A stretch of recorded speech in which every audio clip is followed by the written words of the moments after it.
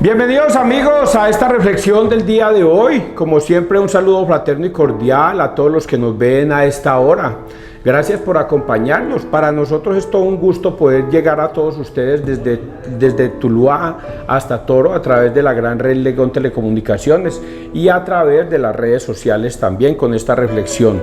Mi reflexión, para los que nunca lo han escuchado, para los nuevos, tiene que ver con el misal de la Iglesia Católica. Yo reflexiono sobre el Evangelio del día de hoy.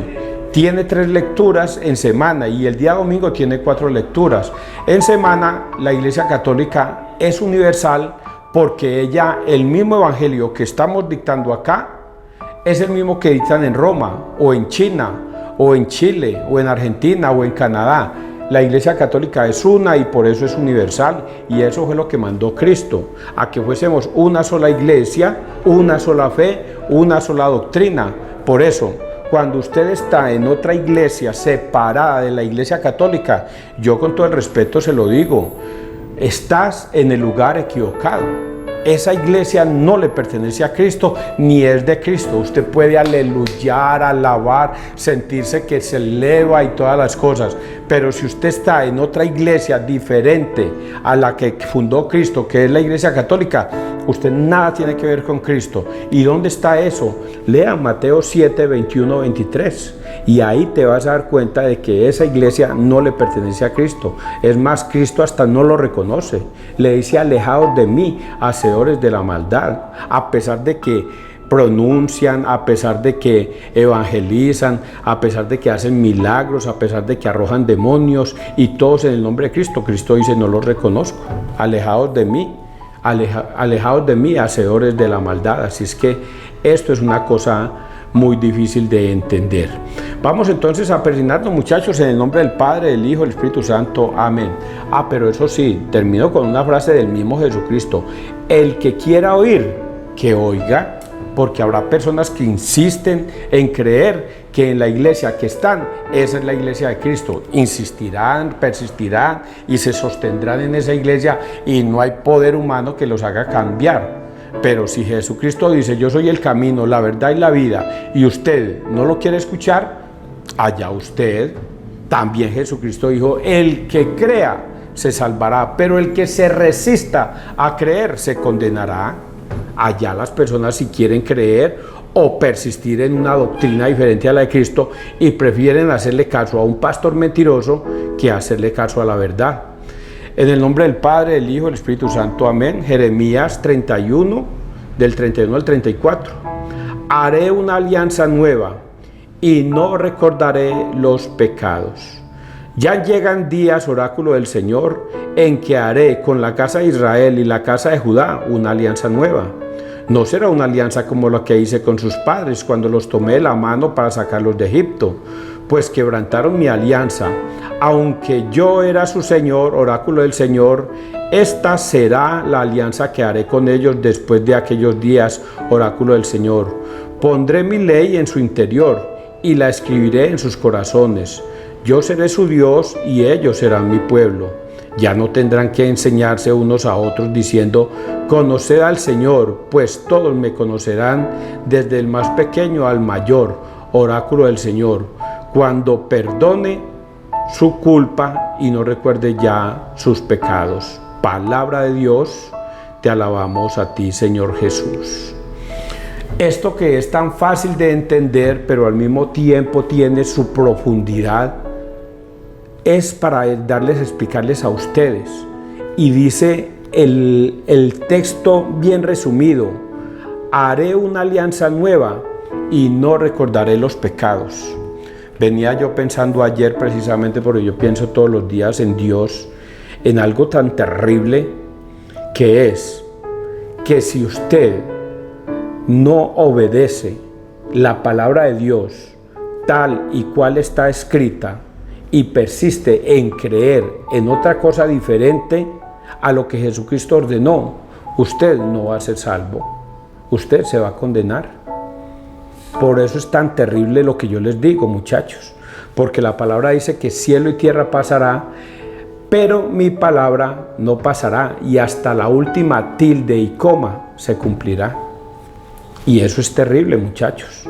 Entonces aquí Jesús, Dios, a través del profeta Jeremías, nos dice que va a hacer una nueva alianza con el pueblo. ¿Y cuál es esa nueva alianza? Que Jesucristo va a venir y nos va a dar unos nuevos mandamientos. Y esa alianza es con Jesucristo. La antigua alianza desaparece. ¿Y por qué desaparece? Porque todos los que vivieron bajo esa ley no fueron capaces de cumplirla. Recordemos frases como: si usted no cumple uno de los 10 mandamientos, es como si incumpliera los 10 mandamientos, por lo tal, usted no se salva. Y nadie fue capaz de cumplir esa alianza, que incluso en la Biblia dice una alianza de muerte, porque no se salvaba nadie. El único que fue capaz de cumplir esa alianza con sus mandamientos fue Jesucristo, fue el único. Cuando Él termina en la cruz, crucificado, Él dice: todo se ha consumado, y muere en la cruz. Al morir en la cruz y resucitar, comienza la nueva alianza. Y esa es la partecita que ustedes deben tener muy en cuenta.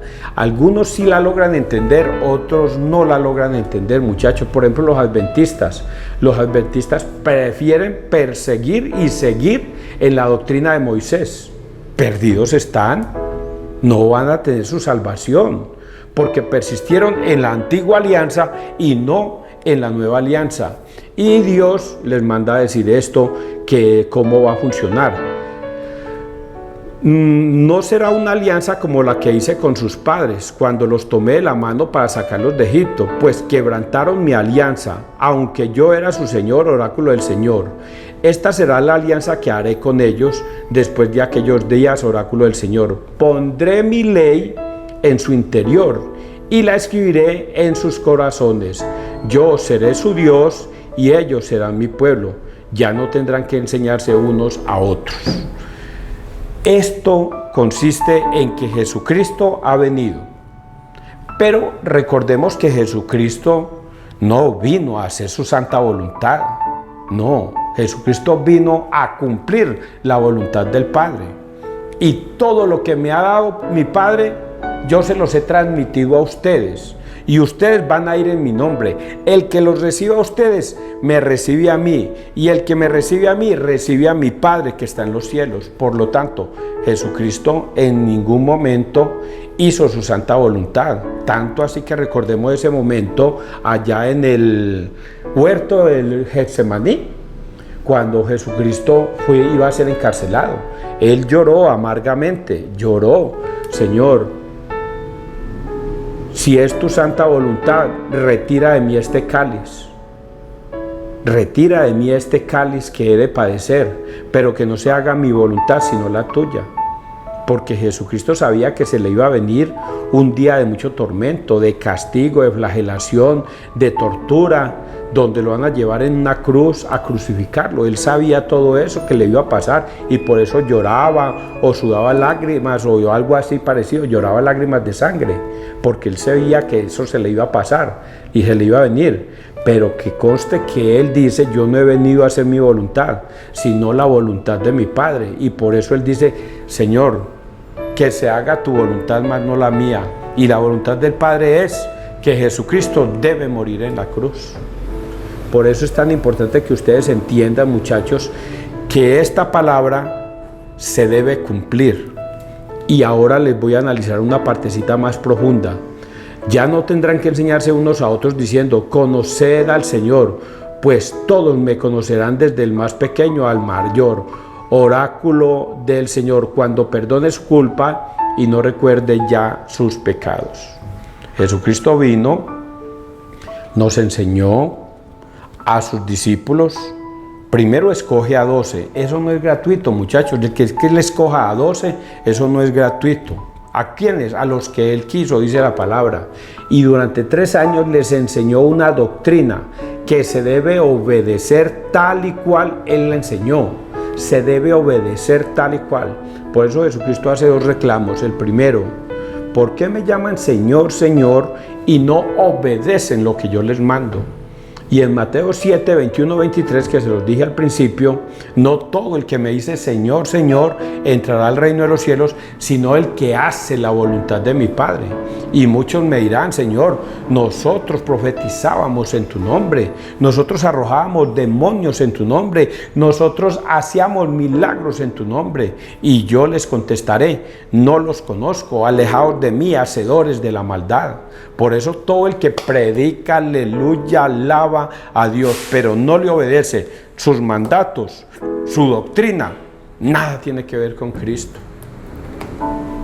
Y los protestantes persisten en creerle a un pastor mentiroso que los tiene alejados de la doctrina de Cristo. Si usted quiere darle la gloria a Dios, regrese a su iglesia. Solo se le puede dar la gloria a Dios en su iglesia. ¿Y cuál es esa iglesia? La que él fundó en Mateo 16, 18, 19. Ustedes pueden leerlo y ahí van a encontrar por qué Jesucristo le entrega las llaves del cielo, por qué le dio la autoridad para atar y desatar, por qué le entregó las llaves la iglesia a Pedro. Y Pedro no se llamaba Pedro, Pedro se llamaba era Simón, porque eso es otra confusión que tienen los protestantes. Vamos a leer el Salmo 50.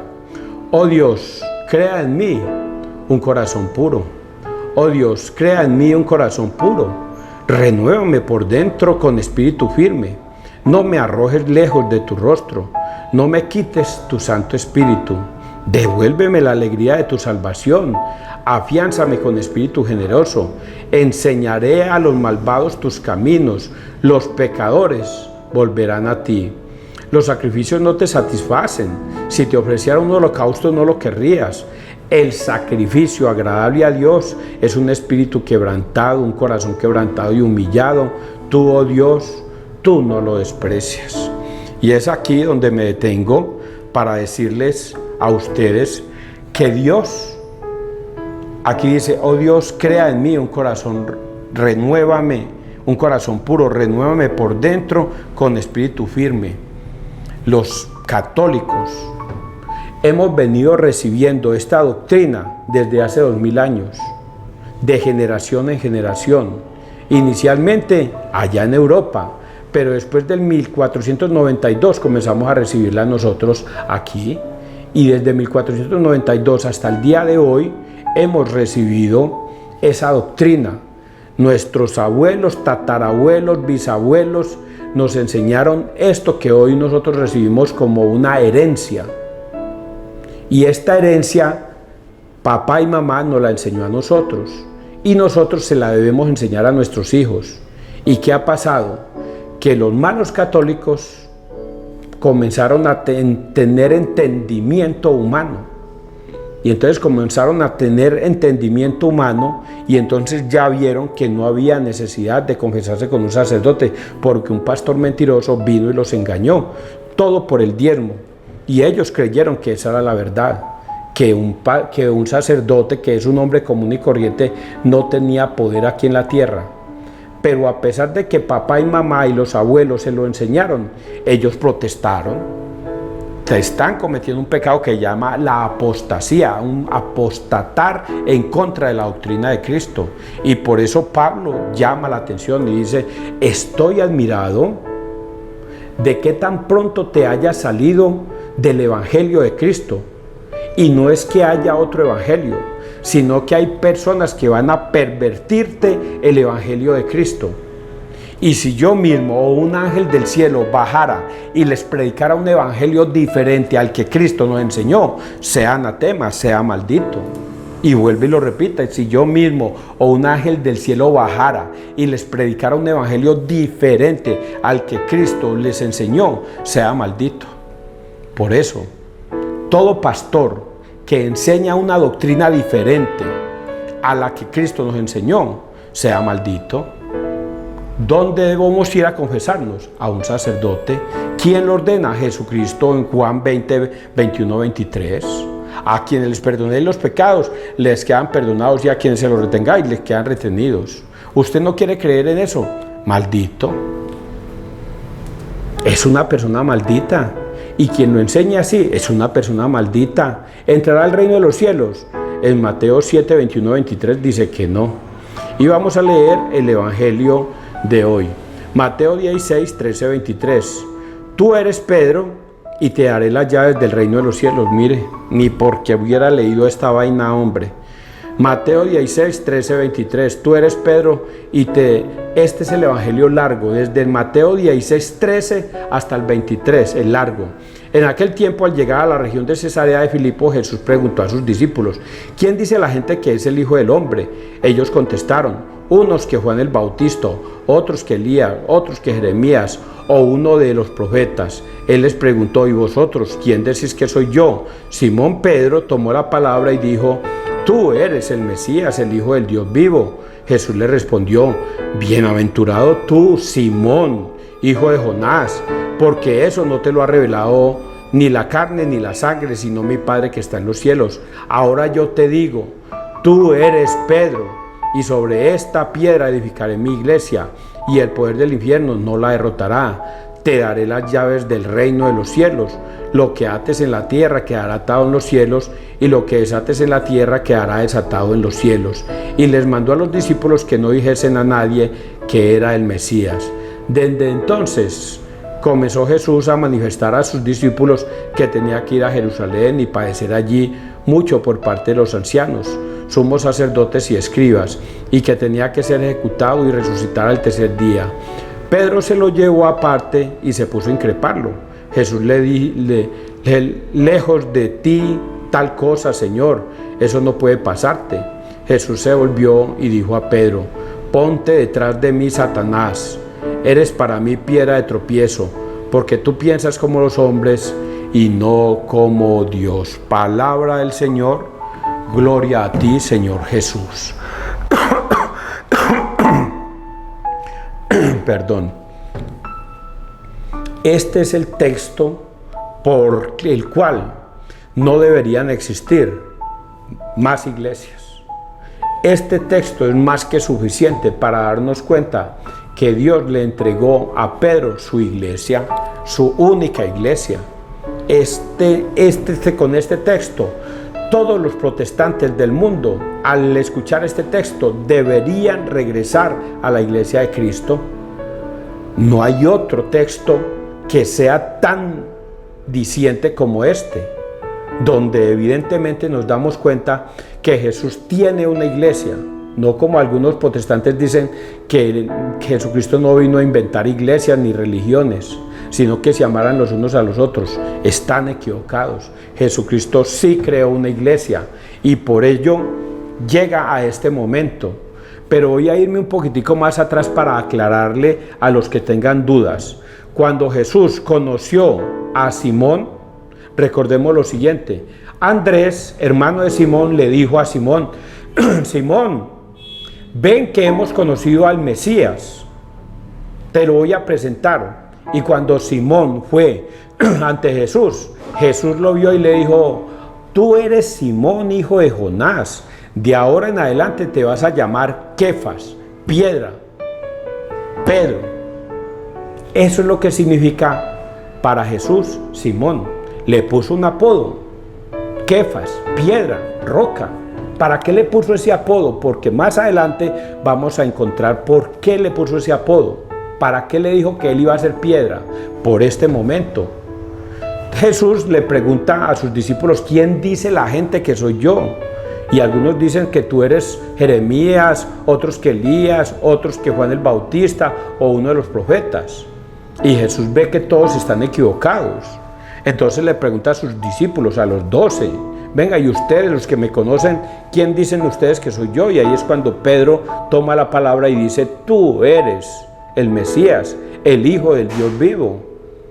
Y Dios reconoce a Pedro, porque ese momento va a pasar: bendito tú, Simón. No se les olvide estas frases, por favor. Bendito tú, Simón, hijo de Jonás. Porque eso que has dicho no se lo ha revelado nadie de carne y hueso. Si ven que él dijo: Simón, bendito tú, Simón. Y por eso él va a decir: ahora yo te digo a ti que tú eres Pedro, piedra, roca, y sobre esta piedra edificaré mi iglesia. Mi iglesia. Eso es muy importante que ustedes lo tengan en cuenta. Mi iglesia significa no mis iglesias, solo inventó una. Mi iglesia creó una. Mi iglesia fundó una. Mi iglesia, la de Cristo.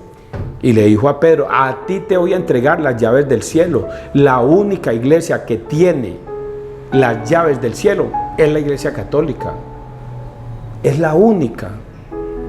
Y fuera de eso le da autoridad. Lo que tú ates en la tierra quedará atado en el cielo, y lo que desates en la tierra quedará desatado en el cielo. Es la única iglesia que tiene autoridad para atar y desatar en la tierra y en el cielo. Entonces, cuando usted está en una iglesia protestante, muchachos, ¿qué están haciendo ahí, hombre? Porque está apostatando en contra de Cristo. ¿Crees que por aleluyar o alabar o glorificar a Dios vas a encontrar la salvación? No, no la vas a encontrar, y no va a haber tal misericordia. Esa misericordia que usted cree que va a encontrar en Cristo al final de los tiempos, aleluyando y alabando a Dios fuera de su iglesia, no, eso no existe. Pues en Mateo 7, 21, 23, le doy a ustedes el por qué no existe.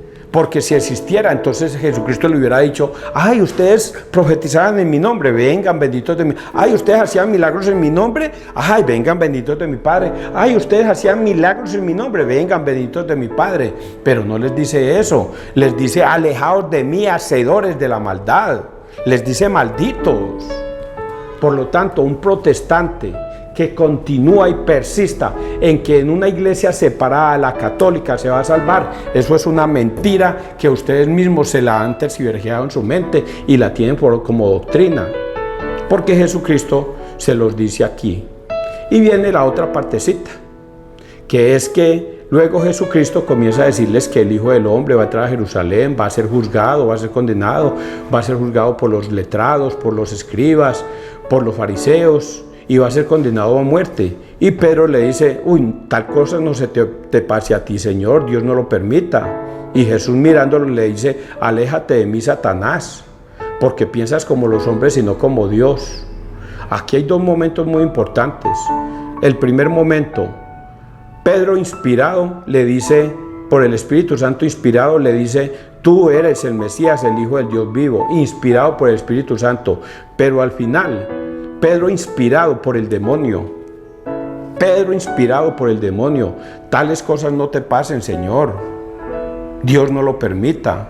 Inspirado por el demonio. Y por eso Jesús le dice al mismo Pedro que le entregó la iglesia, al ratico le dice, aléjate de mí, Satanás, porque piensas como los hombres y no como Dios.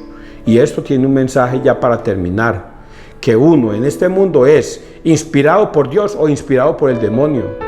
Los católicos que vemos en Cristo el perdón de los pecados, que vemos en la Eucaristía al Dios vivo, vamos a encontrar la salvación. Los protestantes, inspirados por el demonio, se dejan guiar por un pastor mentiroso y creen que ese pastor los va a llevar al cielo, los está llevando al infierno. No se salvarán. Y estos dos momentos suceden acá. Pedro, inspirado por Dios, se le entrega a la iglesia. Pero luego Pedro, inspirado por el demonio, el Señor le dijo, aléjate de mí, Satanás, porque piensas como los hombres y no como Dios. Ahora te pregunto a ti, déjate guiar por la palabra de Dios. Quítate esos pensamientos absurdos. El sacerdote no tiene autoridad, en la hostia no está Cristo. Quítate esos pensamientos tan absurdos que tienes y regresa a la iglesia. Y termino entonces diciéndote ese salmo, que ese salmo te va a contestar. Oh Dios, crea en mí un corazón puro, renuévame por dentro con espíritu firme, no me arrojes lejos de tu rostro, no me quites tu santo espíritu, devuélveme a la alegría de tu salvación, afiánzame con espíritu generoso, enseñaré a los malvados tus caminos, los pecadores volverán a ti. Los sacrificios que nosotros hacemos de aleluyar, alabar y glorificar, lejos de la iglesia, de la iglesia católica, no te satisfacen. Si te ofreciera un holocausto, no lo querrías. Nada de lo que hagan los protestantes fuera de la iglesia católica a Dios le complace, nada de esas cosas. El único sacrificio agradable a Dios es un espíritu quebrantado, un corazón quebrantado y humillado. Tú, oh Dios, no lo desprecias. termino diciéndoles, regresen a la Iglesia Católica, regresen a la Iglesia Católica, regresen a la Iglesia Católica, porque por fuera de la Iglesia Católica no encontrarán la salvación. Y aún estando los que están en la Iglesia Católica y se vuelven malos católicos, no encontrarán la salvación, porque la única salvación es quien obedece a Cristo en todos sus mandatos. Eso va para ustedes y va para mí. Que Dios te bendiga, que Dios nos bendiga donde quiera que todos estemos.